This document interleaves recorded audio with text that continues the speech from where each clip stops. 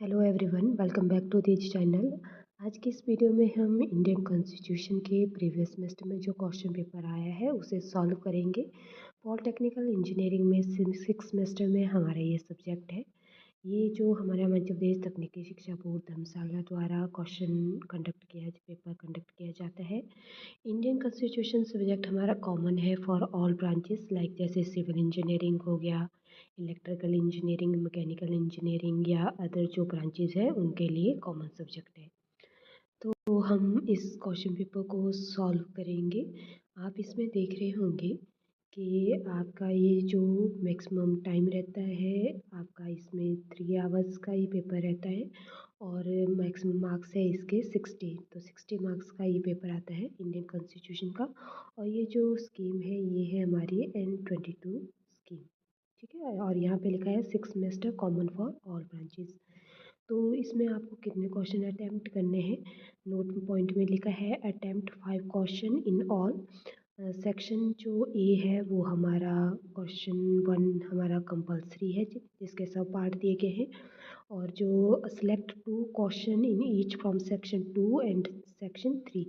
तो जो सेक्शन 2 है उसमें 3 क्वेश्चन दिए गए हैं, 2 ही अटैम्प्ट करने हैं। और सेक्शन 3 में भी आपके 3 क्वेश्चन दिए हैं, उसमें भी आपको 2 अटैम्प्ट करने हैं और उसी के सब पार्ट आपको अटैम्प्ट करने हैं।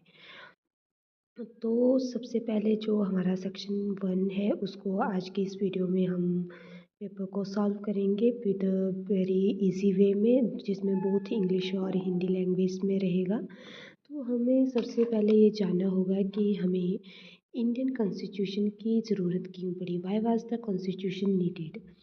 तो कॉन्स्टिट्यूशन ऑफ इंडिया बनाने की आवश्यकता इसलिए पड़ी ताकि स्वतंत्रता के बाद देश को सही तरीके से चलाने के लिए और नियम और व्यवस्था बनाई जा सके, इसलिए हमें कॉन्स्टिट्यूशन ऑफ इंडिया बनाने की ज़रूरत पड़ी।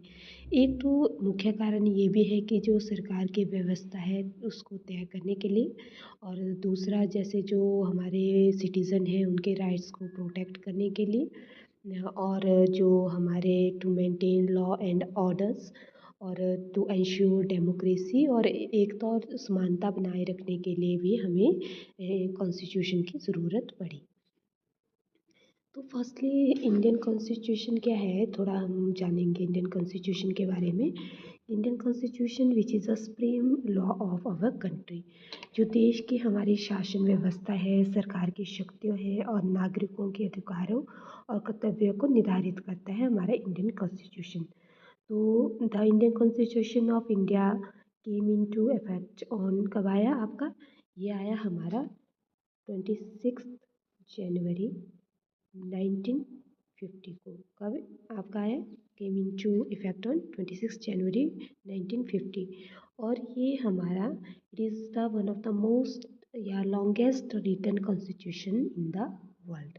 ये भी बहुत इंपॉर्टेंट पॉइंट है। और जो हमारे फादर है इंडियन कॉन्स्टिट्यूशन के वो है डॉक्टर भीमराव अंबेडकर। कौन है हमारे फादर ऑफ इंडियन कॉन्स्टिट्यूशन? वो है डॉक्टर भीमराव अंबेडकर। क्यों क्यों ये आपके फादर है इंडियन कॉन्स्टिट्यूशन के? क्योंकि ये जो हमारी ड्राफ्टिंग कमेटी थी उसके अध्यक्ष थे और उन्होंने कॉन्स्टिट्यूशन ऑफ इंडिया को बनाने में सबसे महत्वपूर्ण भूमिका निभाई है। तो कॉन्स्टिट्यूशन को कब हमारा एडॉप्टेड इसको एडॉप्ट किया गया था 26 नवंबर 1949 को। क्लियर है? बट जो केम इनटू फोर्स कब आया? ये केम इनटू फोर्स ये आया हमारा 26 जनवरी 1950 को। क्लियर है दोनों पॉइंट? एडॉप्ट किया गया था 26 नवंबर 1949 को और वो केम इनटू फोर्स 26 जनवरी 1950 को। तो आपके जो ये आपका इंडियन कॉन्स्टिट्यूशन के बारे में थोड़ा एक्सप्लेन करा मैंने आपको। इसमें सेक्शन ए में आपके ये आपका सेक्शन ए है, ये आपका 12 मार्क्स का है, ठीक है। सेक्शन ए का फर्स्ट पार्ट 2 नंबर का, और इसमें कितने पार्ट है इसके? आपके इसके टोटल है 6 पार्ट, ठीक है। तो 6 मल्टीप्लाई बाय 2 12। तो सेक्शन ए है आपका 12 मार्क्स का। तो सबसे पहले हमारा जो फर्स्ट क्वेश्चन इसमें दिया गया है define constitution and what is the relevance। तो फर्स्ट क्वेश्चन जैसे कि कॉन्स्टिट्यूशन क्या है, क्या इसकी रेलिवेंस है, क्या इसकी इम्पोर्टेंस है। The constitution is the supreme law of country that defines the structure of government, power of different organs of the government and the rights and duties of citizen.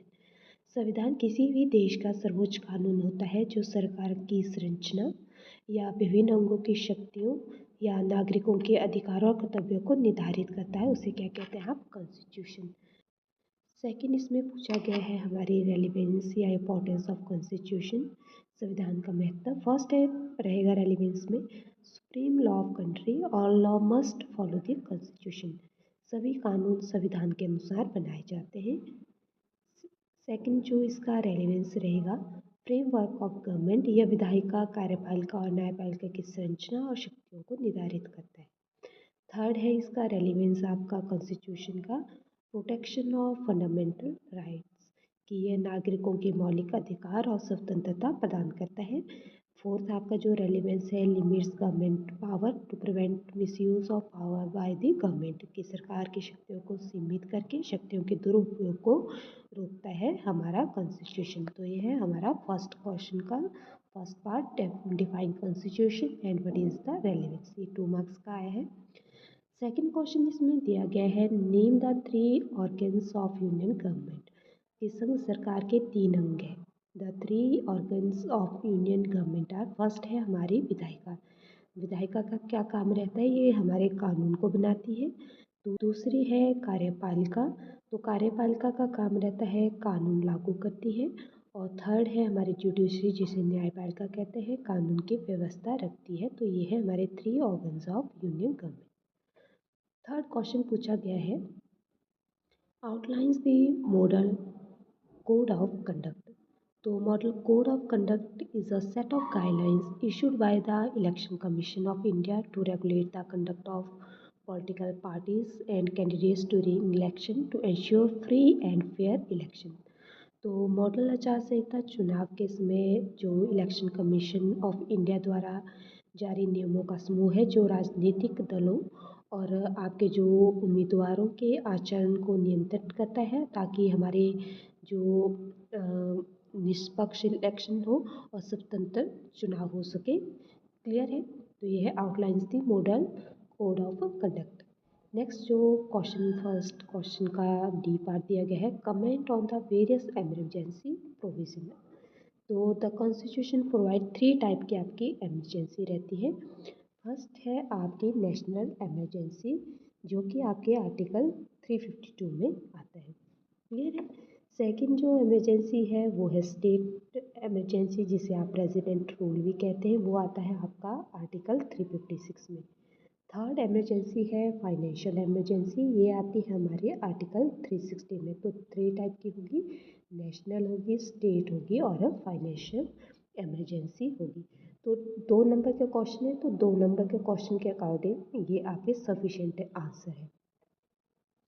Next question इसमें पूछा गया है, which words were added in the preamble after the 42nd constitution amendment.